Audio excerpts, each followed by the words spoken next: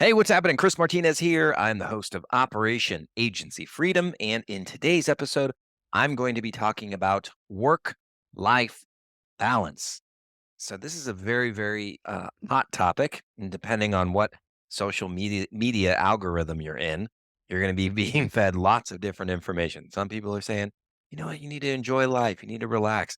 Some people are saying, you need to grind, you need to work through anything, you need to disregard everything, disregard your health, disregard your family, just work. And the truth usually lies somewhere in the middle. So if you're interested in understanding my concepts or my how I talk about work life balance, what that means for you, and how you can find your own example or your own definition of work life balance. And if you just want to stop feeling bad because you're not working enough or you're working too much, then listen to this episode because I'm going to give you my unique take on it, which, depending on the circles that you run in, this could be exactly what you're looking for, or you might hate what I say, but either way, I think it's worth a listen. So, with that being said, let's head on over to the episode. All right. So, the other day, I saw my buddy Qasim put up a post on social media. If you're not familiar with Qasim, I'm sure you will be soon. He ran a very successful lead gen agency doing pay per click advertising, I think was the main thing that they were doing. He recently did an exit, and now he's running a mastermind with Perry Belcher, among a bunch of other things. Awesome guy, really nice guy. I should be having him on the podcast soon, by the way. But anyways, he put up this post talking about work life balance, and I personally think it was one of those posts where he was just trying to get a rise out of people and get people to comment. But he said that, work life balance is crap, and that balance in general is crap. Like if you want to build a very successful life that other people will never have, then you need to be 100% focused on your work. That's got to be a priority, so on and so forth. So then he wanted to get people to comment on it, and you can see the different personalities, and it's interesting because if you dig deeper and you look at the people's businesses, you'll find different answers. And I would say, like, if you dig deeper, you can probably even see differences in regions of the country where people reside, because that I think also shapes how they perceive the world. And so I do not subscribe to the belief that you need to drop everything and just focus on the work. And I say that as somebody who spent, I would say, the first 8 7 8 years of my own business just focusing on work. And there is no substitute for hard work. You are going to have to work hard no matter what it is that you're doing. But when it comes to this concept of balance, you need to find the balance that's appropriate for you. And you need to also understand that your definition of balance is going to change over time, and the business, like what is required from the business, is going to change over time. So I think when people like talk about work life balance, they kind of paint this picture that you like the perfect work life balance is like you spend 40 hours at work and then you come home, and then from 5 to 9 p.m. you're with your family, and then you sleep from 9 to 6 a.m. and then you just repeat that, and then on the weekends you never have to work, you never have to open up your computer. And I think, that's a nice concept, and if you're an employee, that concept of work-life balance, it's possible, right? Maybe you can do that and make a decent living that gives you all the things that you wanna do. Maybe you just wanna take your 2 weeks of vacation a year if you work in the US, and you're happy with that.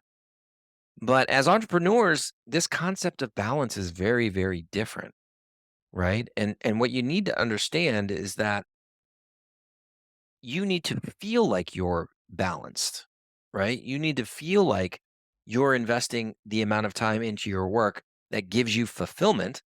Because one of the things that truly makes us entrepreneurs different is that we don't see work as a chore, we see work as a blessing. Our work is our way of creative expression. It's our way of being who we are as a person.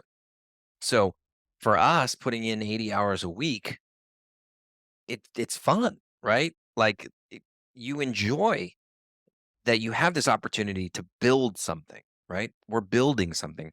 And for us, the way that our brains are wired, it's not really work. So when you talk about work-life balance, like we're just living. We're living our dream. That sounds cheesy when I say it, but we're literally like living a dream that we have. We're fulfilling a passion or a need that we have as humans. Not everybody has that. That's okay. Like it doesn't make us worse or better than anybody else because we're entrepreneurs and we love to work. Um, it's that the definition of balance for us is much, much different. Now, what you do need to recognize is that if you have a family, which, for me, it's my wife and my 2 dogs. I don't have kids. But if you have a family, you do need to prioritize those people. Um, let's take an extreme scenario on raising kids, right? Like if your kids grow up without a father and they end up becoming drug addicts or delinquents or criminals or just bad human beings, you have failed as a father, right? Now, I'm not going to tell you that that's the most important job, but I would say that if you choose to have children and you neglect the children and you don't help them become productive, good human beings in society, then you're a piece of shit and you have failed, right? I don't care what you've done in the business. If you are a bad parent and you could have changed that, then ultimately you're a failure. That's my very harsh criticism of you. And again, I don't have kids, so take that for what it's worth. But I think that the priority in your life should be producing good human beings. If you choose to be a parent, and so in that instance, you do need to find balance. You do need to find time to be with your family. Now, this is where it gets a little bit gray, right? Because a lot of people in the U.S. love to look at things in black and white, and I'm just telling you there's not a lot of black and white. There's a lot of gray in the world. And if you can't handle that, then I think you're going to have a very, very difficult time getting through society. But this is so when it comes to parenting and being an entrepreneur, this is where it also gets very gray is that you might have an agreement or an arrangement with your family where the time that you spend with them, you don't need as much time as some other families, right? So maybe I was listening to Dave Meltzer, who I met last month. And I saw a video of him where he says he works all day, comes home, and then spends 30 minutes a day with individually with each one of his kids. I think he's got 3 daughters. Maybe it's more. But let's just say he's got 4 kids. So 30 minutes a day is two uninterrupted hours a day during the workday with his children, and then another 30 minutes with his spouse. So 2.5 hours. So let's say he works from 8 a.m. to 6 p.m., right? And then from 6 p.m. until 8:30, he's with his children and his wife. And that works for them. Like some of you might be seeing that and be like, that's crazy. I'm going to miss so many soccer games. I'm going to miss so many dinners. I'm going to miss all these things. I can't do that schedule. Well, guess what? That's okay. That's your schedule. If that doesn't work for you, that's okay. Don't feel like you have to fit in Dave's box. Don't feel like you have to fit in Chris's box. Find what works for you. This is the gray part. It's okay that people have different things, right? This is where like I think a lot of crazy religious people like they lose their shit because they believe everybody has to live a specific way. Everybody has to do the same freaking thing. Life doesn't work like that.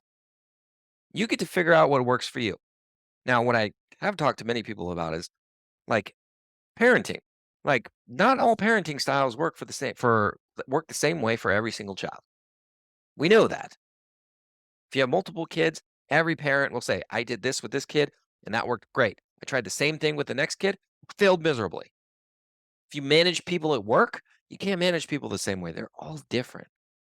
So why are we trying to fit a definition of work-life balance for everybody. You got to find what works for you. So the next thing is that your definition of work-life balance will change over time. So let's say you have young kids, right? Definition's going to change. What you want your work-life balance to look like is going to change.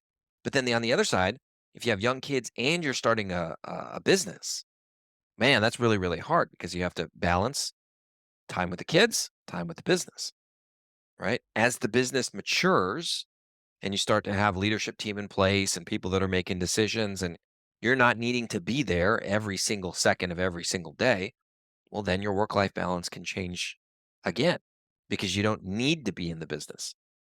And maybe the things that you're doing are things that like you don't require travel. Maybe you have a sales team that can go to all the conferences and you don't have to be at every single one. Okay. Like I have the ability now to have a different type of work life balance if I so choose. If you still want to be out on the road, awesome. I would say if you're still out and want to be on the road and your kid is now becoming a drug addict, probably the wrong decision. But you that's your choice. I'm not one to tell you what to do, right? Or if you still choose to be on the road and your wife is miserable and she's going to have she's having an affair and your marriage is going to fall apart, yeah, probably need to reprioritize. But again, that's totally up to you. I'm not going to, you don't have to listen to what Chris says. So, as the business changes, then your work life balance opportunities change as well, right? Like what's available to you. As your family changes, then also that spectrum changes. So, you can't just look at work life balance and say, "Ooh, I love this what this person says. I love what Gary Vaynerchuk says or Dave Meltzer or who are the other Warren Buffett or Bill Gates or whoever the hell Alex Hormozy, that's another person that everybody loves. Or Sarah Blakely or what's her husband? Jesse Itzler, like their family lifestyle. Like don't feel like you have to have those people's definition of work-life balance. It's just an example. It's not a blueprint. This is what you got to understand. This is why I'm so anti-blueprint. People love to create ebooks and or regular books. They love to create trainings. They love to sell courses and memberships on the blueprint for XYZ. It's all fucking bullshit. There is no blueprint. Nothing is the same. What you do is you look at what people are doing and you get examples. And then from that, you basically just figure out, okay, well, this little bit works for me. And I tested this out. That part doesn't really work for us. Or it doesn't work for where I'm at now. Maybe in a couple years it'll work when my kids are older or when I get that CFO in place or I get the COO in place. Maybe then I can adopt that, right? It's constantly changing. Your definition of work-life balance changes all the time. And then when you're looking at somebody else, just recognize they might be in a completely different place, right? And so whatever they choose to do, that's their own fucking prerogative. Let them do that. Don't feel the need to criticize somebody because they're in a different place. You might actually look back if you're smart enough and you reflect on who you are and you're humble enough. You might reflect a few years from now and be like, you know what? I criticized XYZ. I was wrong. I was just in a different place. And now that I'm at where I'm at, I actually see that they were right. And that's something I strive for that.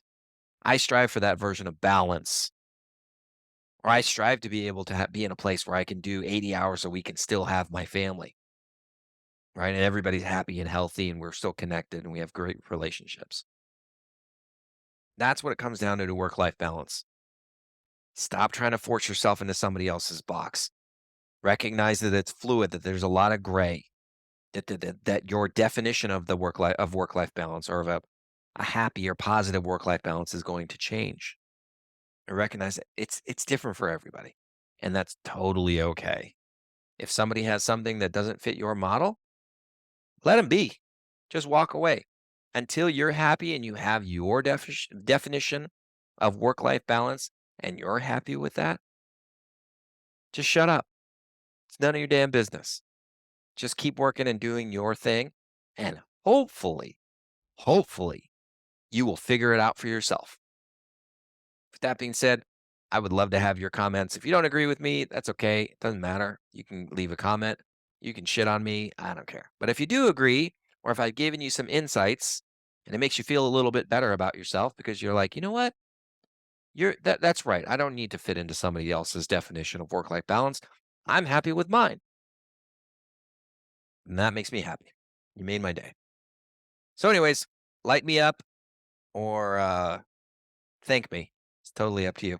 Hope to see you on the next episode, guys. Bye bye. Hey, thank you for listening. And if you enjoyed this episode, it would mean so much to me if you would subscribe to the podcast and also share it with friends, family, and basically anyone you know who will find the same value in this episode as you do. So, to get the latest from me, then let's connect on social media on the Facebooks at facebook.com/dude agency or Instagram at dudeagency.io. Then you can also find us on LinkedIn, YouTube, and even TikTok. Yes, I'm that cool. We are on TikTok. Finally, go to our website at dudeagency.io, where you can see all of our other episodes of Operation Agency Freedom, register for live trainings on how to run a highly profitable agency, and you can see exactly how we help marketing agencies fix their operations and scale to 8 figures and beyond. Thanks again for listening, and I will see you next time.